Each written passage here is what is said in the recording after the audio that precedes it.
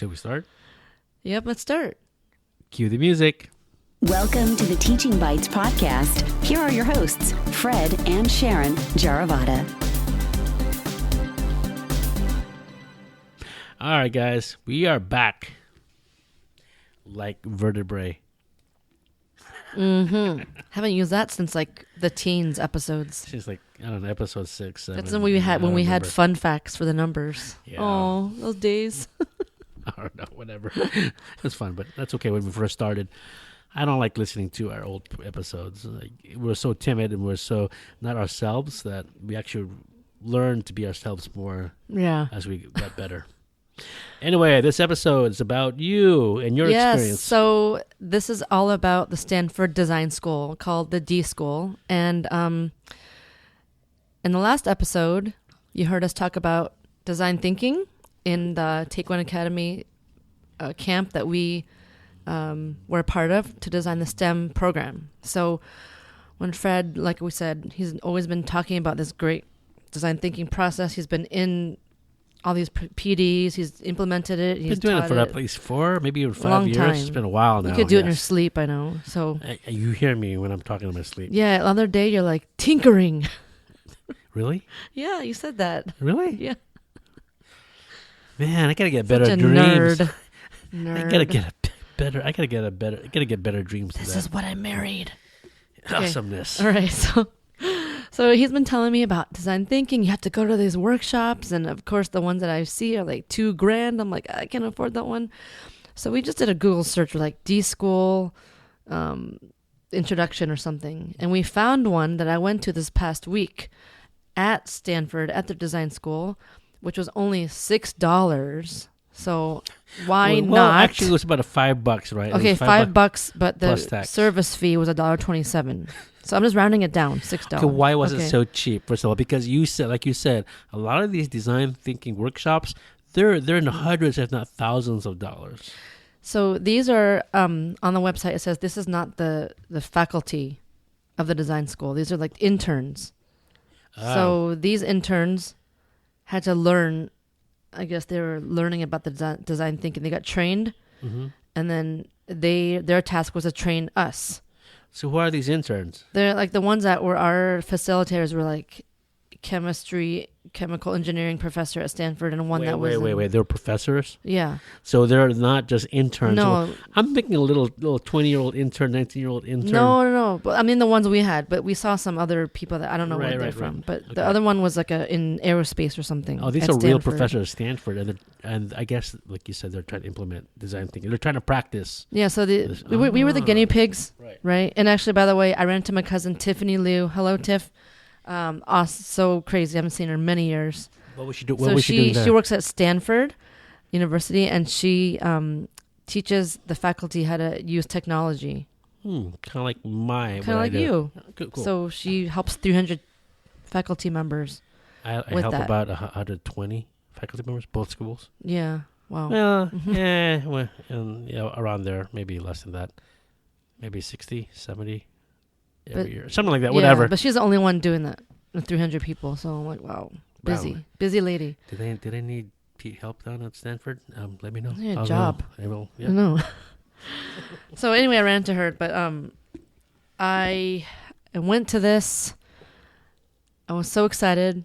I mean, it was cheap. It was close by. There's no excuse not to go to this, right? So I got there, and right away, these two people met us in the lobby that a lot of people know about and seen pictures of, and they have this big concrete wall and this gong that signals the end of this activity, and they went over the design thinking process, and they had us make glasses for ourselves using foil, pipe cleaners, tape, I thought like yarn. shot glasses. Huh? Like shot. No, eyeglasses. Oh my God. Okay, no more wine for you. Sorry. And so eyeglasses. Oh, this was fun. But they said, make it in 1 minute. I'm like, oh, crap. I had to make it really quick. And then they changed it up to, okay, now use the same glasses, but now add an element for like a superhero. So it's taking it out of yourself, right? Which is the empathy part. Okay, so I thought about superhero. Oh, I love the movie Deadpool. We know the greatest love story ever, right? Greatest romantic comedy ever. And action. So. I love Princess Bride, but Deadpool just took it. But not for kids, okay? Not for kids. No, definitely not. You got to be 17 and over. So I thought about that, and I decided to wrap red yarn around the frame of my glasses. That's all I could do in 1 minute again. Why do they do this quick stuff? Why do they? I mean, I know, but to our listeners, why do you think they did that? Well, I think it makes you think quick and just do it and fail fast and whatever happens and see what happens, right? So, and then we had to share with a partner. What did you make? What is it about? And whatever. And then the next one, you had to. There were parameters at this one. You had to use what you made and get in a group of 4 people. And they said that you had to make something with your glasses that were for girlfriends.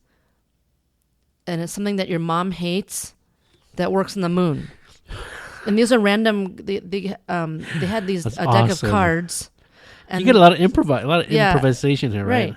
Improvisation, right? Right, so they have a deck of cards for these situations, and someone just had to pick this random thing. So we had to quickly figure out for all our 4 glasses what we're going to do.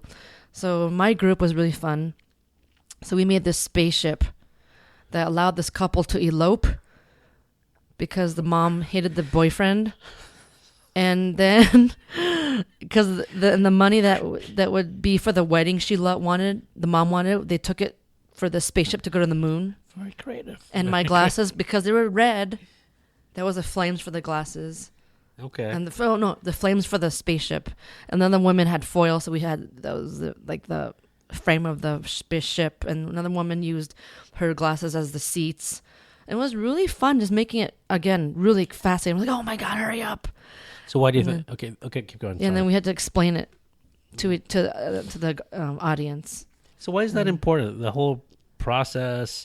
Why did they throw scenarios at you? Why did they make it so quick? What do you think? I think the scenarios made you really focus in on what the end goal is.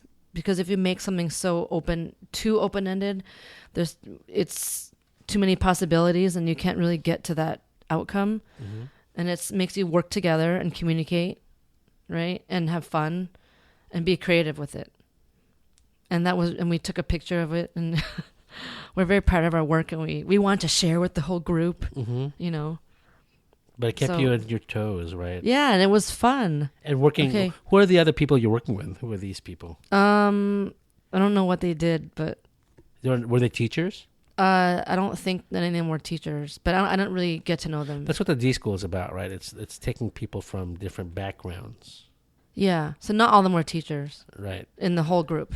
Yeah, a lot of different backgrounds and experiences. Right? Yeah, so that was like the getting your feet wet, like understanding the process. So then they said, okay, now we're going to go upstairs to do this in-depth design thinking, going through the whole design thinking process. So they counted us off by 4s, and each of us got to like a little nook area with whiteboards. If you can imagine what 2 whiteboards put together in a perpendicular fashion, right? So it's like a little 90-degree angle. And I had a group of 4 people, 2 women, 2 men, right? And 2 facilitators. And how might we, which is a guiding question, right? Is how might we make waiting for a restaurant, how might we make a family's experience waiting for a restaurant faster? So, I mean, I could go on a lot of details, but we had to go through the process of like Post-it noting. Mm-hmm. Like all ideas of what we can do to make the wait faster. Like, okay, give parents alcohol. Yay. Give kids snacks. All right. It's not faster, better experience. Yeah, better experience. And then they had parameters like, what if you had $1 billion? So we said, dragon rides around the park. How about fantasy? I said, how about Harry Potter's wand? Oh, yeah, I want to read the Harry Potter book. So they're making you think way out. Yeah, and then just go shoot the moon, right? Yeah. How fantasy, making Harry Potter's wand make a spell of freezing time or something. Another one is what will get you in trouble with your boss and things like that. And then we had to whittle everything down to one idea. Then we had to act out the scenario with that idea and then present it to another group, and we'd get feedback. So our idea was to quickly, we had 2 women, 2 men, right? So one guy was the waiter, and the other guy and me were the parents, and one woman was the kid. So we said, okay, we can come into a restaurant. You have a little living room area where kids can play with games, adults can order drinks, and pre-order your meal. Nice. So you sit there having your drink, your kids playing, right? And as you said, I remember you telling me this, as soon as the family sits down to eat, the food is on the table.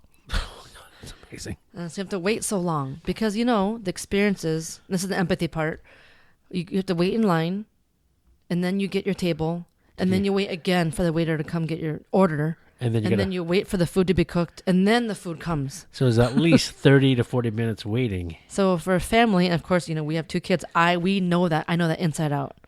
Right.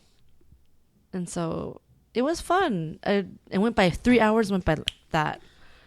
And it was just an intro. So why was it fun? I loved collaborating with people, spitting out ideas, and not worrying about if you're right or wrong. The fear, not the because fearing failure. We're so used to that as humans, like, oh, I'll be wrong. But I knew this is a very open forum, and I love the space they had. And you could get all these materials Was it amazing? you want. Yeah, I've never been to D.School yet. I've been to IDEO. That's the commercial side of it, I guess. The founder of IDEO founded the D.School in Stanford, David Kelly.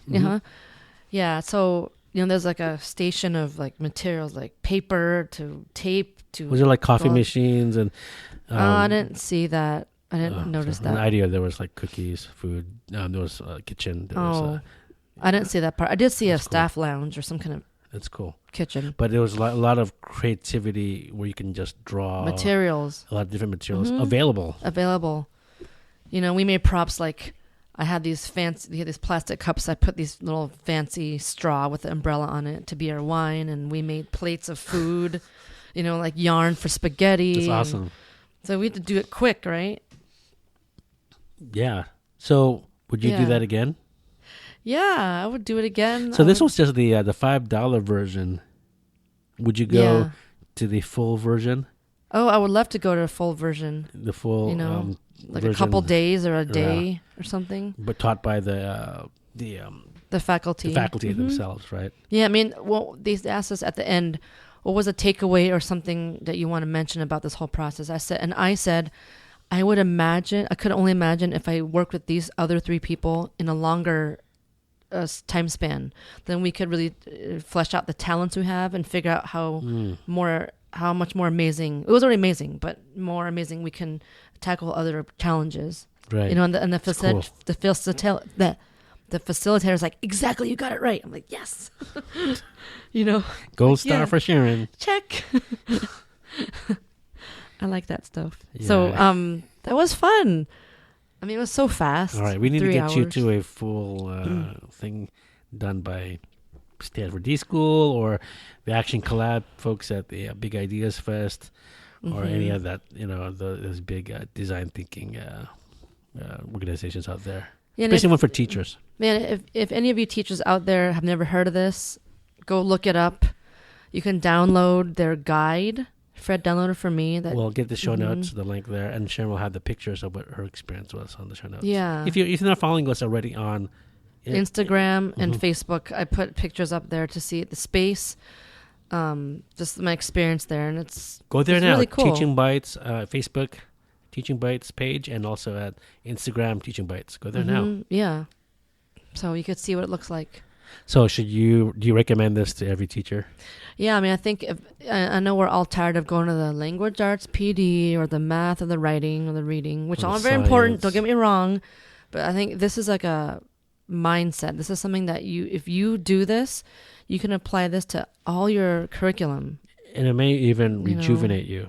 Yes, I think it's a good overall thing to do. It's not so focused on one curricular area. So I'm glad you found that. $5. $5 bill. So that's cool. I'm glad it worked out. In your town, you may want to check out, just Google around your town. Some universities probably around you have design thinking projects happening also. Some even Some private organizations also probably have that as well. Design thinking is used in a lot of organizations now, not just in education, but also in business, and scientists are getting into it now too. The aerospace industry are getting into it now too. So it's a process that complements the scientific method process. It's basically a problem-solving method that you probably already do. It's just packaged in a way that it's really accessible and easy to follow. Right. You know? Sometimes we just could jump in immediately to the solution that we already categorized in our heads, that we already experienced.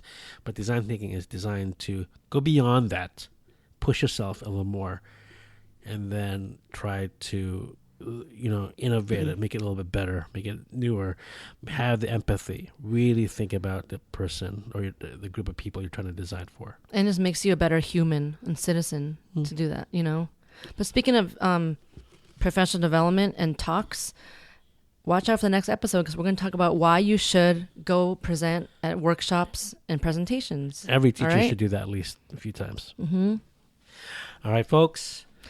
Please, thank you for listening and share our show. We really appreciate your time listening to us. I know we get kind of crazy sometimes, but we hope you enjoy it, and we'll talk to you later. Subscribe to the show. Share it, everyone. Okay, bye. Bye. Peace. Thank you for listening to the Teaching Bites podcast at www.teachingbites.com.